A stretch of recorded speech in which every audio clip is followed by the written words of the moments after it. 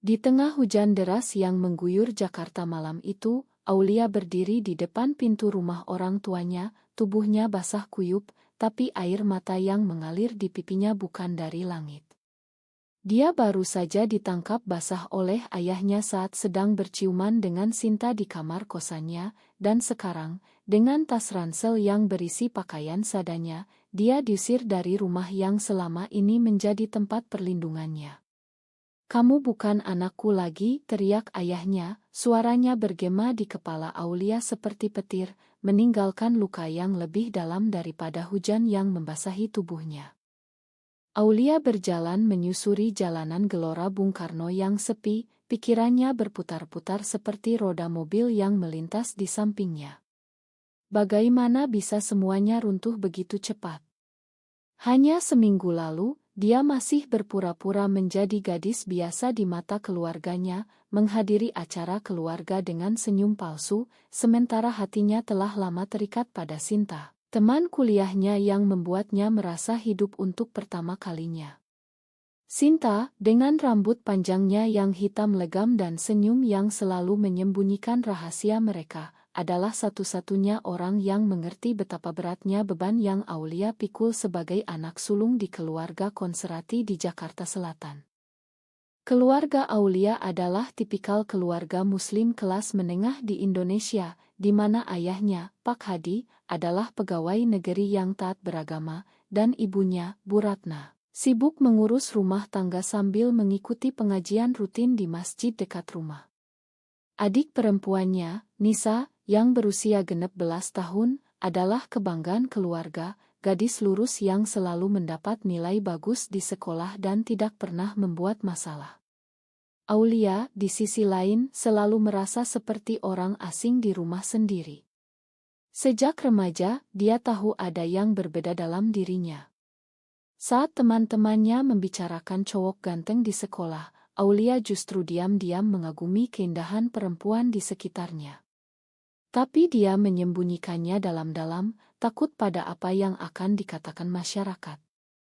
Pertemuan dengan Sinta di kampus Universitas Indonesia mengubah segalanya. Mereka bertemu di kelas sastra, di mana Sinta duduk di sebelahnya dan mulai berbicara tentang puisi Sapardi Djoko Damono.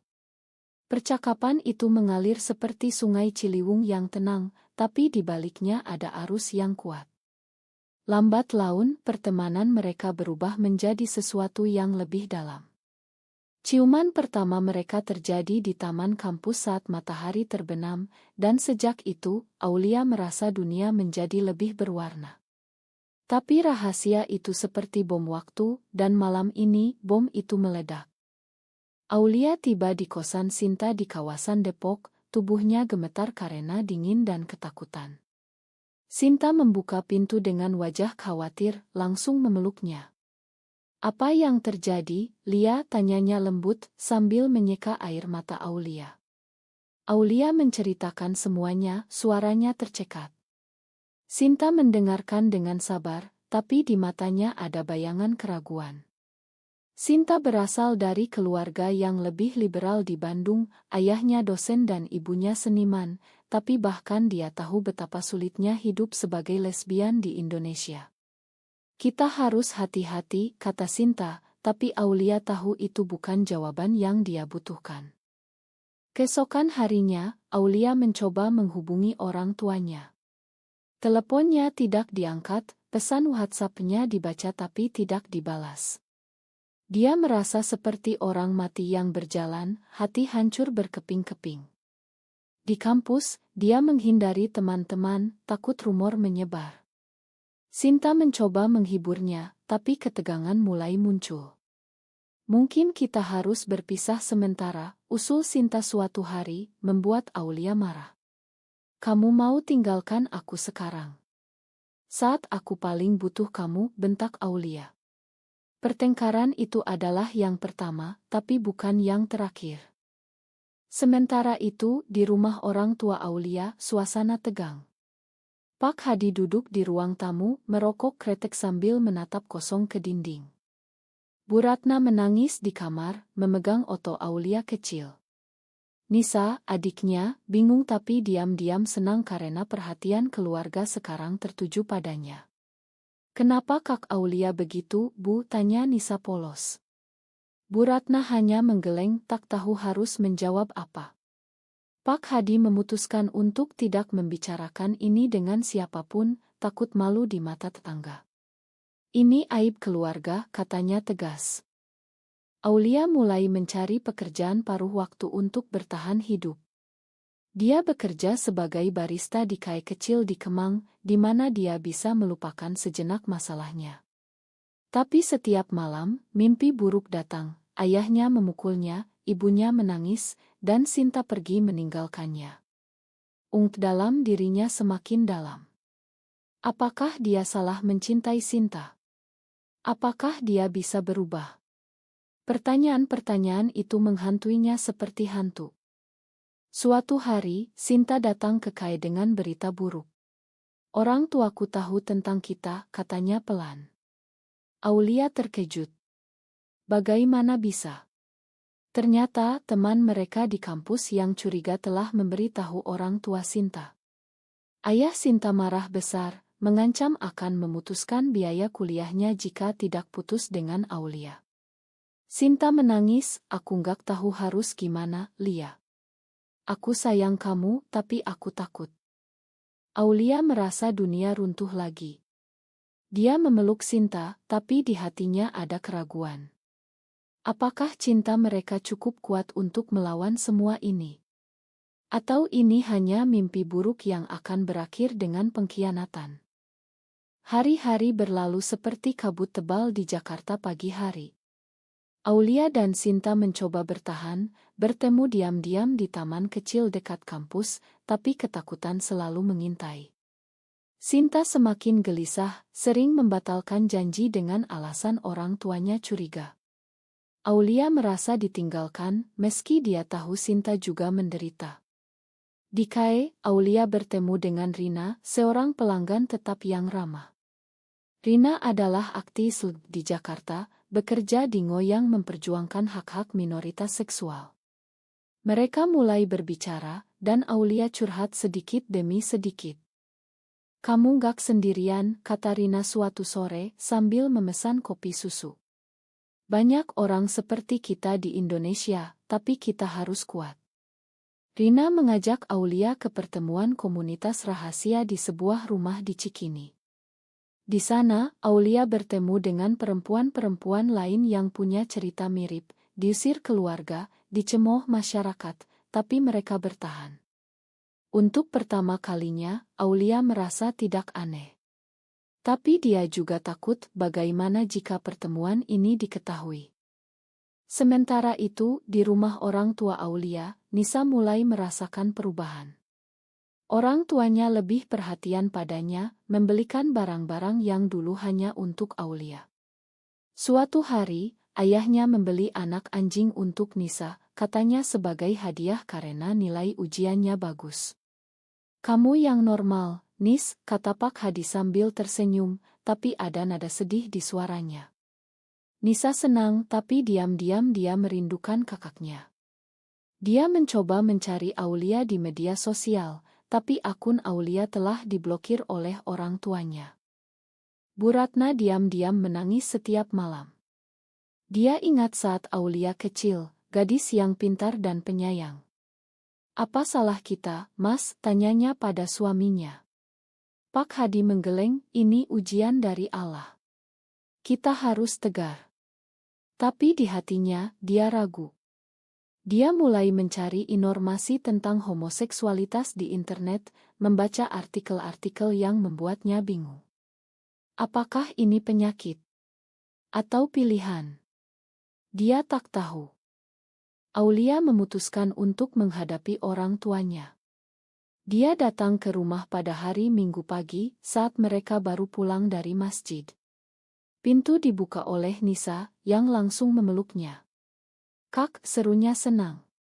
Tapi Pak Hadi muncul, wajahnya keras. "Kamu gak boleh masuk," katanya dingin. Aulia memohon, "Ayah, tolong dengar aku. Aku gak bisa berubah. Ini aku yang sebenarnya." Pertengkaran meledak. Bu Ratna menangis di sudut, Nisa bingung. Akhirnya, Aulia pergi dengan hati hancur, tapi ada api baru di dadanya, dia harus berjuang. Sinta, di sisi lain, semakin tertekan.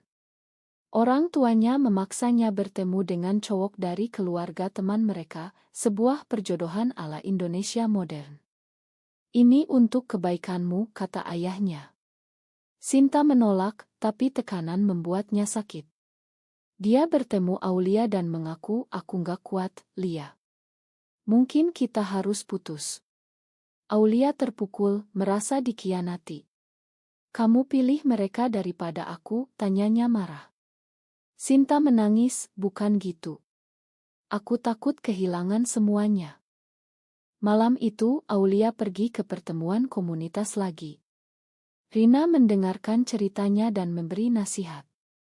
Kamu harus pilih sembunyi selamanya atau hidup bebas. Aulia pulang dengan pikiran bergejolak. Apakah dia siap membayar harga kebebasan? Di rumah Sinta, ayahnya menemukan pesan-pesan dari Aulia di ponselnya. Dia marah besar, menyita ponsel dan mengunci Sinta di kamar. Sinta menangis sepanjang malam, merasa terjebak. Pagi harinya, dia kabur ke kosan Aulia, tapi di sana dia menemukan Aulia sedang berbicara intim dengan Rina. Salah paham meledak. Kamu selingkuh, tuduh Sinta. Aulia membantah, tapi keraguan telah tertanam. Konflik semakin dalam. Aulia merasa sendirian, Sinta merasa dikhianati. Keluarga mereka semakin menekan. Apakah cinta mereka akan bertahan, atau hancur karena tekanan masyarakat? Kehidupan Aulia menjadi semakin rumit. Setelah pertengkaran dengan Sinta, dia mulai mendekati Rina lebih dalam. Rina adalah perempuan kuat, berusia 28 tahun, dengan pengalaman hidup yang membuatnya bijak. Mereka menghabiskan waktu bersama, berbicara tentang hak-hak di Indonesia, tentang bagaimana undang-undang anti semakin ketat di beberapa daerah. Kita harus berjuang, kata Rina, dan Aulia mulai terinspirasi. Tapi Sinta tidak menyerah. Dia menelepon Aulia setiap hari, memohon maaf. Aku salah, Lia. Aku nggak mau kehilangan kamu. Aulia ragu, tapi hatinya masih mencintai Sinta.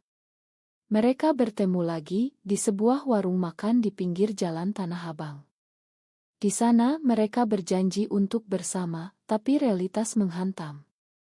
Orang tua Sinta telah mengatur pertunangan dengan cowok bernama Andi, seorang insinyur muda dari keluarga baik-baik. Aulia marah. Kamu mau nikah sama dia, tanyanya. Sinta menggeleng, enggak. Aku akan tolak. Tapi di hatinya, Sinta takut. Keluarganya mengancam akan memutus hubungan jika dia tidak patuh. Di Indonesia, keluarga adalah segalanya, dan kehilangan mereka berarti kehilangan jaring pengaman. Sementara itu, Pak Hadi mulai melunak. Dia bertemu dengan seorang ustadz di masjid yang memberi nasihat, anak adalah amanah. Jangan buang mereka. Pak Hadi mulai memikirkan ulang. Dia menghubungi Aulia secara diam-diam, mengajak bertemu di sebuah kai. Ayah mau bicara, katanya singkat di telepon. Pertemuan itu tegang. Pak Hadi duduk di depan Aulia, matanya penuh penyesalan. Ayah salah, nak. Tapi ayah takut dosa. Aulia menangis, menceritakan penderitaannya. Aku nggak pilih ini, ya. Ini aku. Pak Hadi mendengarkan, tapi akhirnya berkata, kamu harus berubah. Ayah akan bantu kamu ke psikolog. Aulia kecewa, tapi ada harapan kecil. Bu Ratna, yang diam-diam tahu tentang pertemuan itu, mulai mencari informasi sendiri. Dia bergabung dengan grup online untuk orang tua anak LGBT, di mana dia belajar bahwa ini bukan pilihan, tapi bagian dari diri mereka. Hatinya berubah, tapi dia takut pada suaminya. Nisa, adik Aulia, mulai memberontak. Dia mencari Aulia dan bertemu dengannya. "Kak, aku dukung kamu," katanya. Nisa telah membaca tentang di sekolah, dan dia tidak setuju dengan orang tuanya. Ini menjadi titik balik bagi Aulia, memiliki dukungan dari adiknya. Tapi tragedi datang.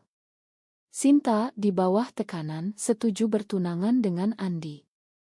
Berita itu sampai ke Aulia melalui teman mereka. Aulia hancur, merasa dikhianati. Dia konfrontasi Sinta di rumahnya, di depan orang tuanya. "Kamu bohongi aku," teriak Aulia. Ayah Sinta marah, memanggil polisi. Aulia ditahan semalam karena dianggap mengganggu. Keluar dari tahanan, Aulia semakin kuat. Dia bergabung dengan Rina dalam aksi demo kecil untuk hak di Monas. Di sana, dia merasa bebas untuk pertama kalinya. Tapi berita demo itu tersebar, dan orang tua Aulia melihatnya di tepak hadi marah besar. Bu Ratna khawatir. Sinta, setelah tunangan, merasa kosong. Dia putus dengan Andi, membuat keluarganya marah. Dia kabur ke Jakarta, mencari Aulia.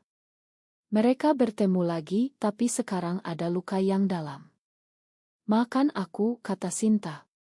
Aulia memakan, tapi kepercayaan rusak. Konflik mencapai puncak. Apakah mereka bisa memperbaiki, atau semuanya terlambat? Demo di Monas menjadi berita nasional. Aulia muncul di koran sebagai salah satu aktivis muda. Keluarganya panik. Pak Hadi dipanggil atasan di kantor, ditanya tentang anaknya.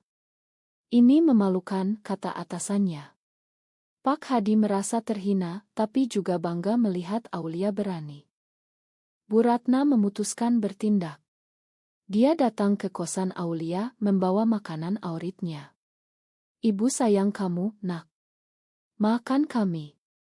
Mereka menangis bersama, berbicara dari hati ke hati.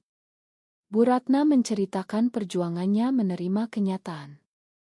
"Ibu baca banyak, dan sekarang ibu paham." Aulia terharu, tapi masih ragu pada ayahnya. Sinta, setelah kabur, tinggal bersama Aulia. Mereka mencoba membangun kembali hubungan, tapi bayangan pengkhianatan masih ada. Rina, yang melihat kedekatan mereka, mundur. "Aku senang kamu bahagia," katanya pada Aulia. Tapi di hatinya, ada sedikit sakit. Nisa membantu diam-diam, dia meyakinkan ayahnya untuk bertemu Aulia lagi. Pertemuan keluarga terjadi di rumah. Pak Hadi duduk tegang, tapi Bu Ratna memulai pembicaraan. "Kita keluarga, harus saling dukung." Pak Hadi akhirnya bicara, "Ayah takut kehilangan kamu, nak." Tapi ayah salah cara. Aulia memakan, tapi menetapkan batas, "Aku nggak akan berubah, ya." Keluarga mulai pulih, tapi masyarakat tidak. Teman-teman Aulia menjauh, tetangga bergosip. Di kampus, Aulia dibully. Sinta juga menderita, orang tuanya memutus hubungan. Mereka berdua bekerja keras, mencari dukungan dari komunitas. Suatu hari, Sinta sakit parah. Dia didiagnosis kanker stadium awal. Berita itu menghantam semua. Aulia merawatnya, tapi biaya pengobatan mahal. Keluarga Aulia membantu, meski ragu. Pak Hadi membayar sebagian, "Ini untuk anakku." Tapi orang tua Sinta menolak, menganggap ini hukuman.